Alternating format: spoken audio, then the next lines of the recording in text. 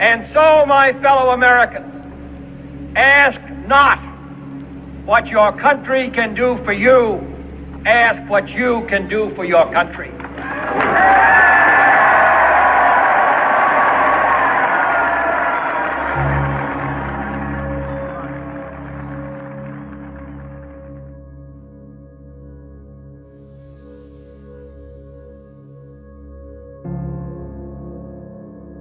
We live in the greatest country in the world. A country that was created to give every person an equal voice. A country that believed and respected its citizens. But things are much different now. This once great country of ours has lost its way. Controlled only by a few, whose greed is unparalleled. We are quickly becoming a country that consists of the haves and the have-nots. A country where the rights of its citizens are becoming a distant memory. But through all the uncertainty, there is a solution. And this year, 2013, is the year that will change the history of our country forever.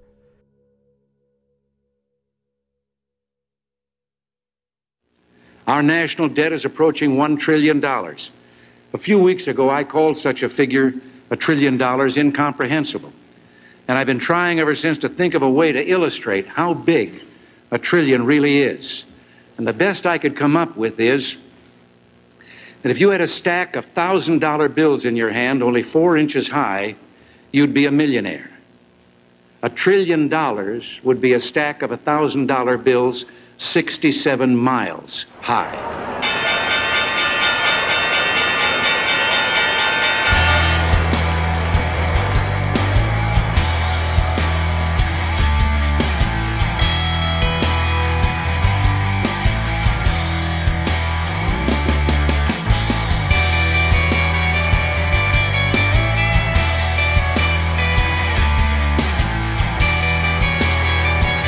A new world order can emerge.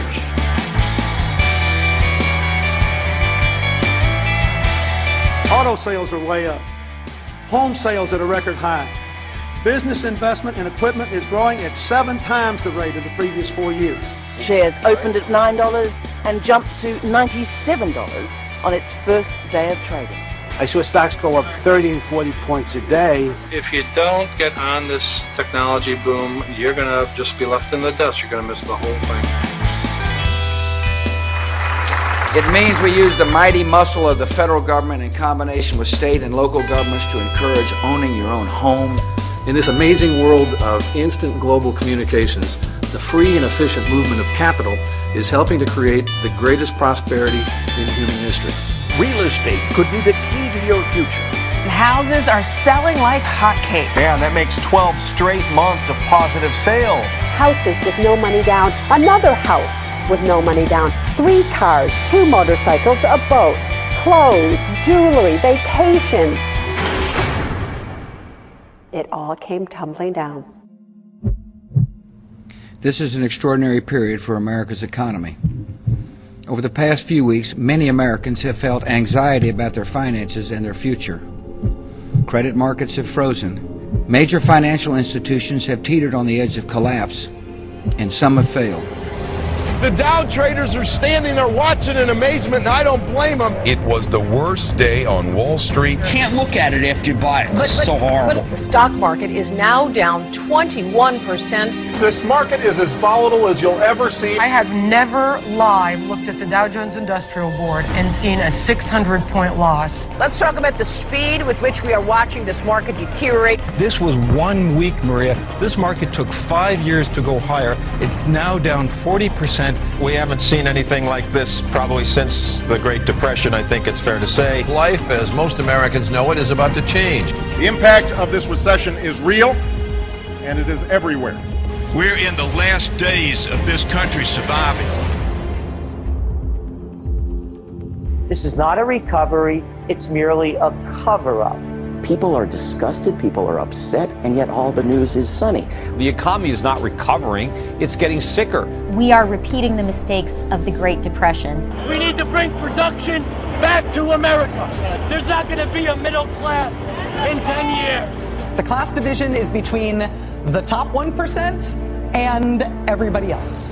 CEO pay soars while workers' pay stalls. Food inflation. Gas goes up, milk goes up, trains go up.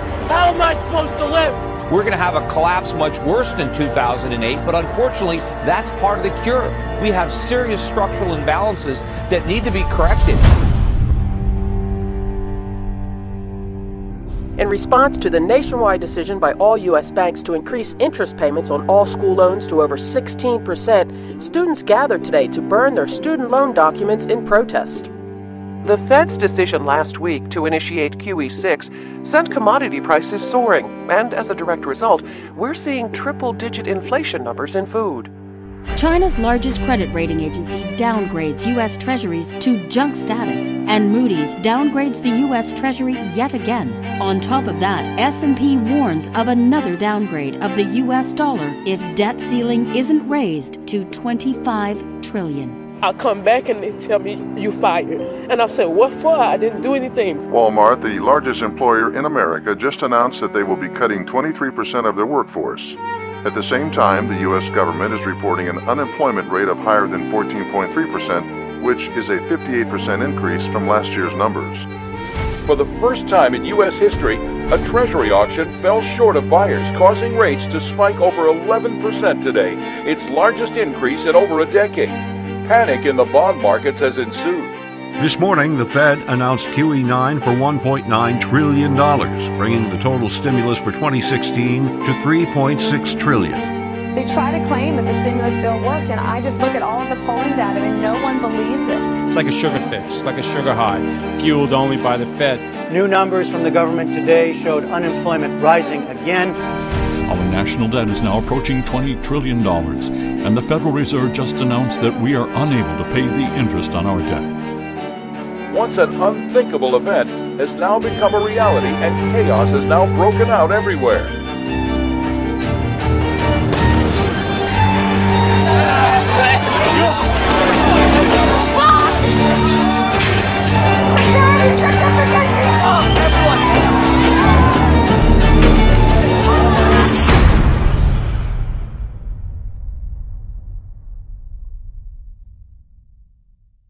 The future of our country doesn't have to look like that. The economic disease that is threatening to destroy our country is something that can no longer be ignored by any of us. Because the problem doesn't just affect a few people anymore. It affects every social class in America.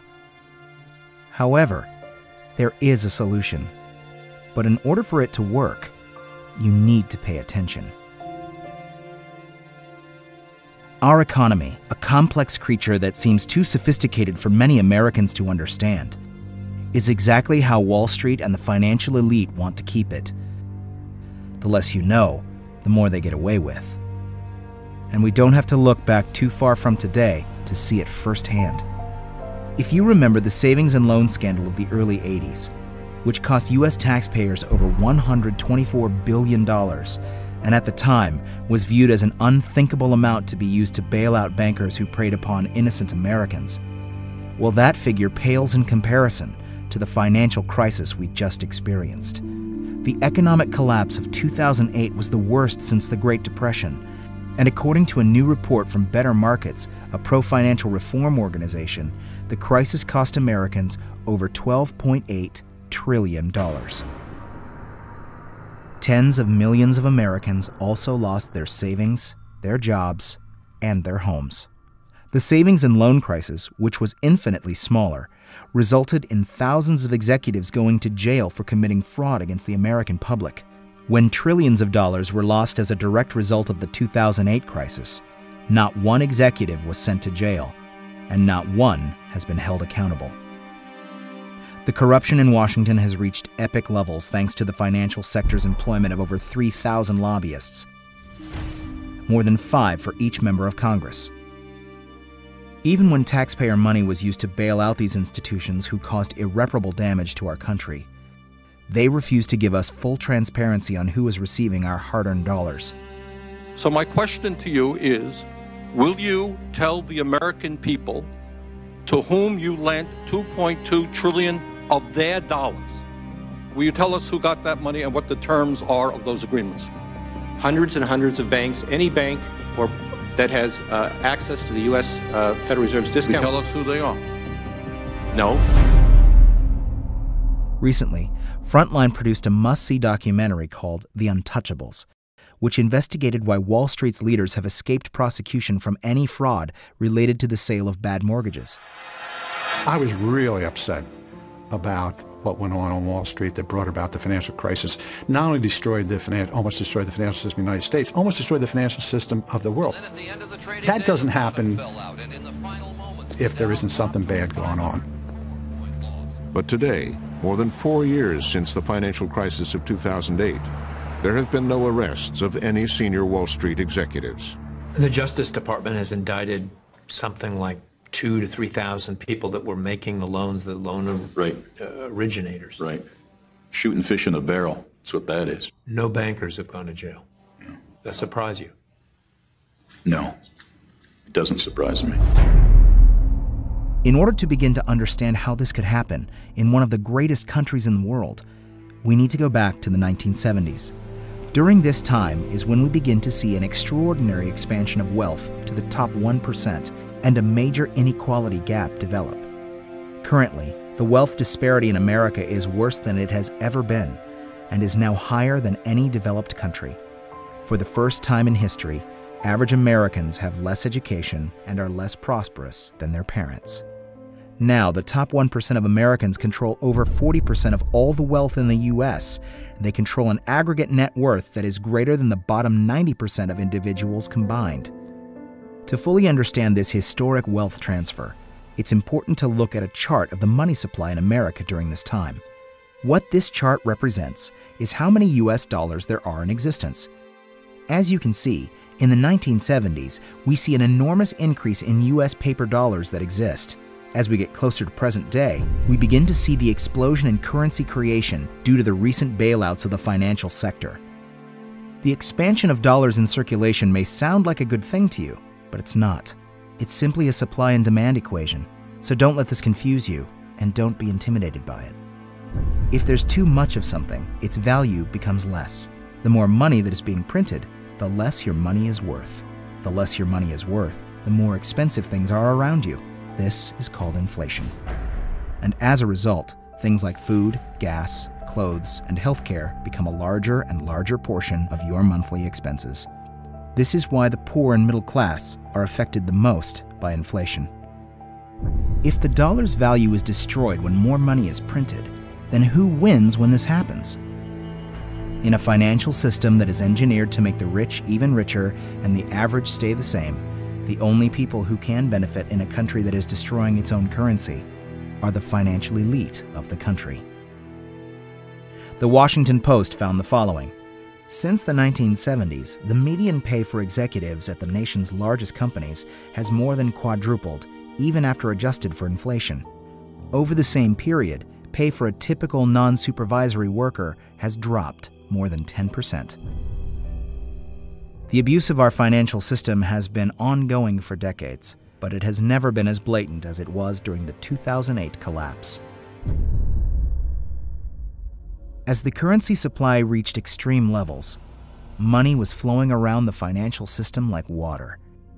The elite banking institutions took full advantage of this opportunity and created enormous amounts of wealth for themselves and their companies. And in the end, when the music stopped, the taxpayer was left holding the bag, and they walked away with trillions in bonuses and pay packages. Stan O'Neill, for example, the CEO of Merrill Lynch, which was on the brink of failure before it was acquired by Bank of America, received $90 million. After driving his firm into the ground, Merrill Lynch's board of directors allowed him to resign, and he collected $151 million in severance. O'Neill's successor, John Thain, was paid $87 million in 2007, and in December of 2008, 2 months after Merrill was bailed out by U.S. taxpayers, Thane and Merrill's board handed out billions in bonuses. In 2009, as unemployment hit its highest level in more than 17 years, Morgan Stanley paid its employees over $14 billion, and Goldman Sachs paid out over $16 billion. This gross display of greed, during a time when our country was experiencing the worst financial collapse since the Great Depression, goes to show you the arrogance these institutions maintain.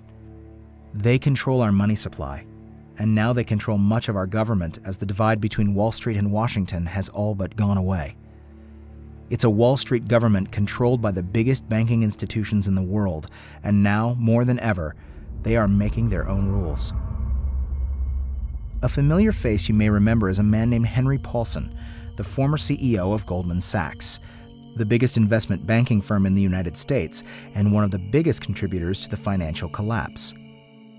Mr. Paulson served as Goldman's CEO from 1999 to 2006 and was the highest paid on Wall Street. According to Forbes, his net worth has been estimated at over $700 million. On May 30th, 2006, Mr. Paulson became Treasury Secretary of the United States. By doing so, Paulson was forced to sell his $485 million of Goldman stock, but because of a law passed by the first President Bush, he didn't have to pay taxes on it, and it saved him over $50 million. This is just another example of how the divide between Wall Street and Washington has become non-existent, and as a result, some of the same banking institutions that created the 2008 collapse are now even bigger than they were before the crisis. So, what was it about the early 1970s that set us off on this perilous journey that is destroying everything our forefathers set out to create? For decades, our country's monetary system was based on what is called the gold standard. This helped our nation thrive during the Industrial Revolution and made us the center of economic power that we are today, even making the dollar the world's reserve currency. What a gold standard represented was that our money meant something. It wasn't just a piece of paper with some ink printed on it. Prior to 1971, the dollar was on the gold standard, which simply meant that every single dollar had a portion of gold stored at the U.S. Treasury. A dollar was essentially a gold certificate, or a claim on gold. Only a certain amount of money could be printed according to how much gold we had in reserves at the U.S. Treasury. What the gold standard accomplished was that it handcuffed politicians and bankers from printing as much money as they wanted. They actually needed to be disciplined in spending and borrowing, and the government couldn't run secret bailouts worth trillions of dollars. Because of this, the financial elite from around the world despised having the gold standard constrict their abilities to print as much money as they wanted. Gold was a fixed money supply, expanding with the economy at a very stable rate, but the bankers wanted a money supply that they controlled in order to increase their profits, loans payable to them, and debt that they could create out of thin air. By having the gold standard in place, it would be impossible for the people at the top to commit the type of fraud they have over the last 4 decades. If politicians wanted to spend too much money or go to war with money they didn't have, they couldn't. The gold standard gave us an honest money supply and a more disciplined government and banking sector. However, on August 15, 1971, due to pressures from the central banks and an expansion in government, President Nixon claimed he was going to temporarily suspend the U.S. gold standard. I have directed Secretary Connally to suspend temporarily the convertibility of the dollar into gold or other reserve assets, except in amounts and conditions determined to be in the interest of monetary stability and in the best interest of the United States. They led the American people to believe that the suspension of the gold standard was a temporary measure that Washington had to take, while fully understanding that this abolishment would be permanent and would change the future of America forever, for the benefit of only a few. From this point on, the dollar wasn't tied to gold anymore, and it became what is referred to as a floating currency or a fiat currency. Now, with nothing constraining its creation, our money supply exploded and all bets were off. Our currency was now prisoner to a few elite banking institutions that could create money as they deemed necessary. Abolishing the gold standard was the last hurdle for the financial elite to overcome. From here on out, the money poured in for the top 1% of our country and changed the course of America forever.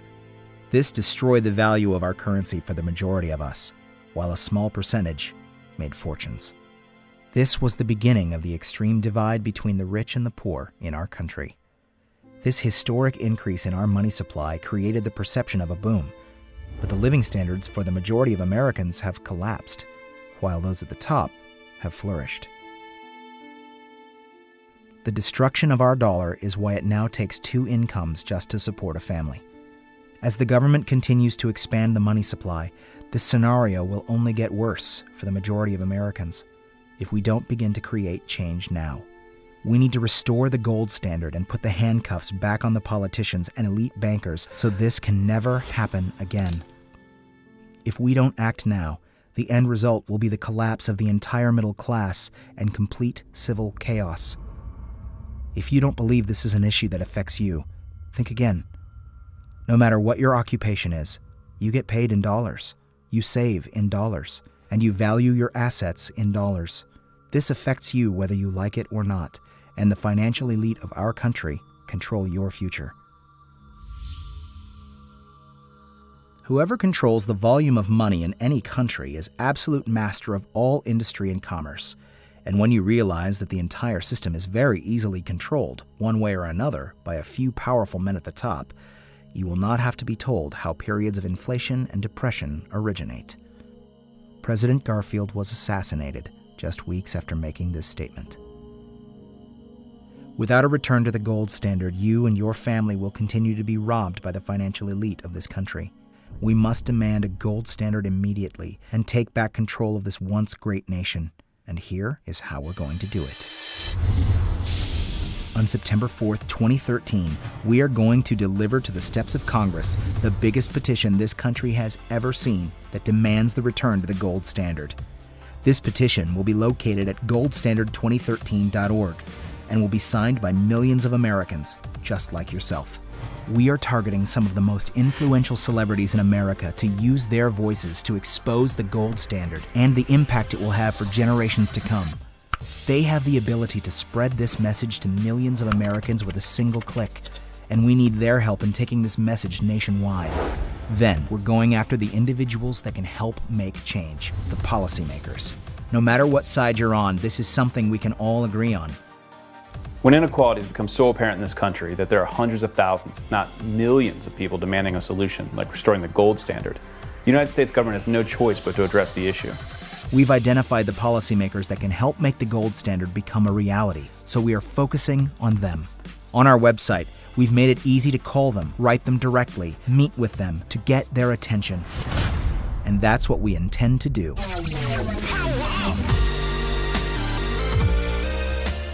With your help, we will stop this from happening, and we will do it this year, 2013. We the people will post this video on every social website, blog, media outlet, message board, chat room that we can find. We will share it with everyone we know until we have blanketed the internet with this important message that exposes these criminals for what they are.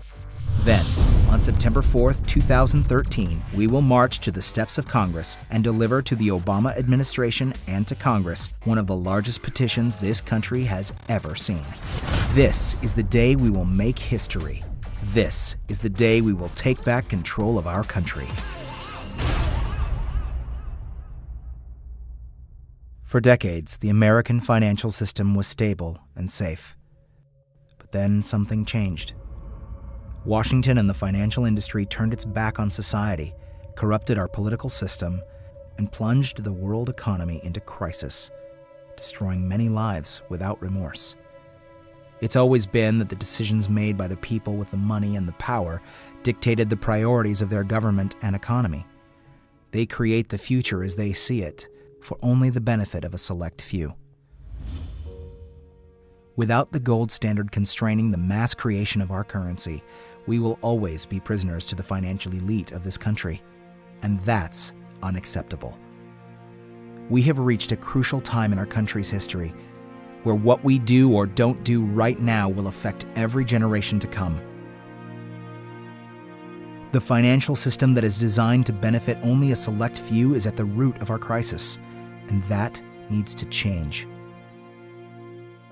They will tell us that reinstating the gold standard will not work, and that the ways to solve our country's problems are too complicated for us to understand. They will tell us that they will make the right choices to create change, and that from here on out, everything will be fine. Yet at the same time, they will spend billions fighting reform. But now, we are more connected and more powerful than ever, and we will fight for equality for every social class in America. It's turning the system upside down, and it changes everything. Restoring the gold standard won't be easy, but if we succeed, we will have saved the future of our country for ourselves, our children, and for future generations. And that's worth fighting for.